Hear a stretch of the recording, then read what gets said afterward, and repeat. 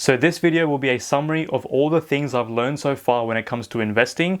I've only really been doing it for the last 3 years, so I'm making this video with my limited knowledge. Now all my learnings are based off all my mistakes, which I discussed quite in detail in part 1. So if you guys want to see how big of an idiot I was when I first started out, feel free to watch that video.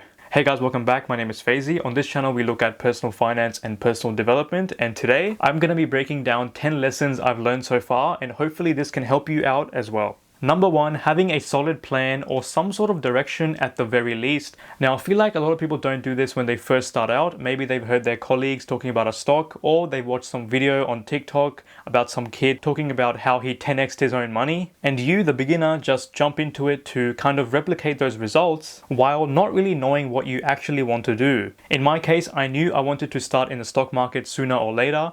I took 15k out of my savings as my investing money and I just put it in my trade account and just looked at different stocks I could buy without actually thinking about my overall strategy and how I'm going to build wealth for the long term. And I didn't even bother to read any books, articles, listen to podcasts, or even bother to watch any videos on the subject. I kind of just put my money in there and just wanted to learn by mistakes and just see what happens. Which, if you want to do that, it could be an expensive lesson because it was for me, considering the amount of money I could have actually saved if I just spent at least a week or two just learning about everything and educating myself and actually having some sort of a proper plan. Number 2, stop doing risky shit on the off chance you will get lucky and make bank. So what do I mean by that? Well, if you watched the previous video, you would know that I was double downing on a falling share, even when the bad news was announced. Now, basically, my whole rationale was that if everyone was selling, the stock itself will be quite devalued, therefore it's a good buying opportunity. Now, this may be good in some cases, but the decision I made was not educated, meaning that I only knew about the company because it had a pretty good run up so far, and I didn't even bother to look at its financials or its competitors, and the whole analysis and due diligence was not done in the slightest. Plus, at the time, I was only 2 months into the amazing world of stocks, and that gives me no right, absolutely no right to do risky things like this, especially when I'm a beginner and I'm just playing with fire and I pretty much deserve what's coming. So the lesson is to stop doing risky stuff when you're absolutely uneducated on the subject and you have no idea how the market reacts to different news and different things. Number 3, emotions can ruin you quite literally.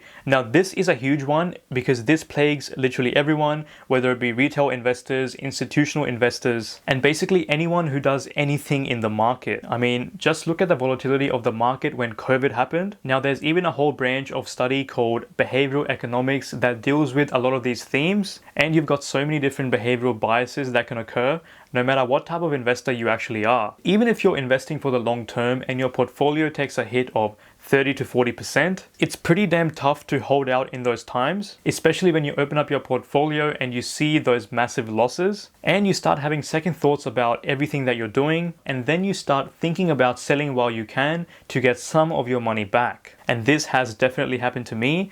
But let me know if the same thing has happened to you. And it's quite tough as well when all you see is just negative news. Similarly, greed is a huge thing as well. It causes you to take much more riskier positions and basically do reckless things.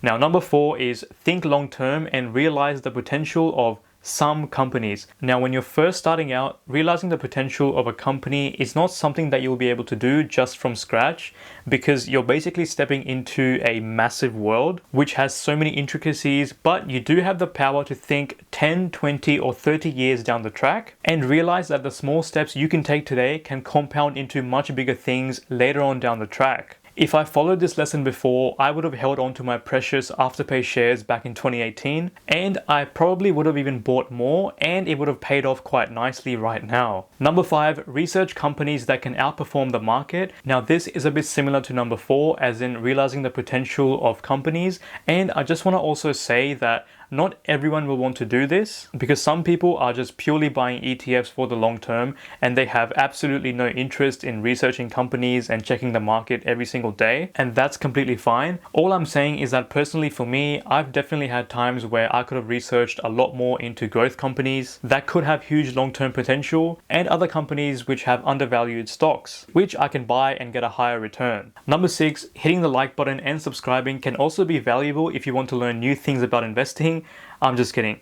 Number 6 is compound interest is the 8th wonder of the world, as supposedly said by Einstein. So when I was writing the script for this very video, I was thinking about where I actually could have been if I just kept dollar cost averaging into ETFs when I first started, because by now that would have been 3 years worth of consistent regular investments, and the US market has gone up 40% since then, and that's a compounded annual return of just under 12%, which is huge. Number 7, patience is a virtue. So when I bought my first ETF, and at the time I was drowning in losses, I felt kind of hopeless and just thought that by buying this ETF, it's literally going to take me years to actually recover my losses and getting my portfolio up to a somewhat positive level. And at the time, this was a horrible thing to actually think about, because I would have to theoretically see my portfolio in the red for all those years. But you just need to understand that it actually takes time and you need to have the patience to deal with it. Number 8, stop paying a crap ton of money on brokerage. So as you guys would know from my previous video, I was using NAB Trade for a good 2.5 years for all of my trading, because of a promotion that they had at the time.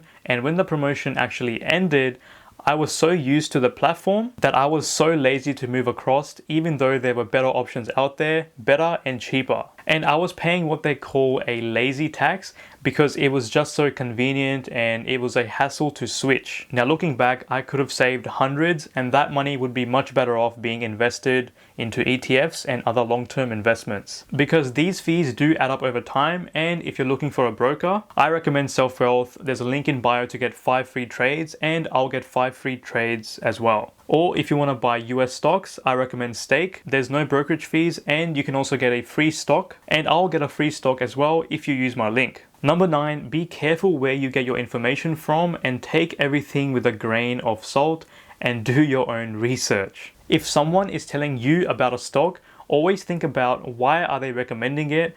What do they know that you don't? And are they offering genuine insights, or are they just trying to create FOMO? Similarly, the insights and the information you will get from ASX Bets or Wall Street Bets is going to be so much more different to Oz Finance on Reddit. And these are completely different groups of people with different ways of thinking, and you want to be able to step back, form your own opinion, and not just get caught up in all the noise. Number 10, always learn from your mistakes and keep an open mind. Making videos for the past 6 months on YouTube and TikTok, I have found so many awesome Australian creators and investors and people who talk about personal finance and wealth. And these people have different strategies in their own way. And this has challenged the way that I look at a few aspects of investing in a very positive way. And I've honestly learned quite a lot.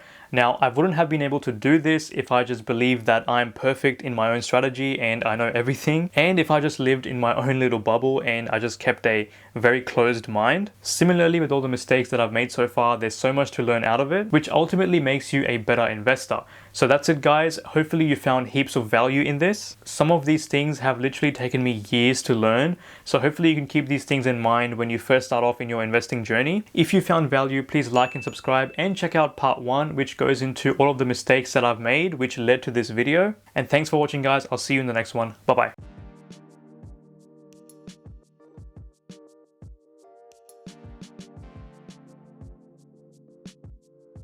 And thanks for watching, guys.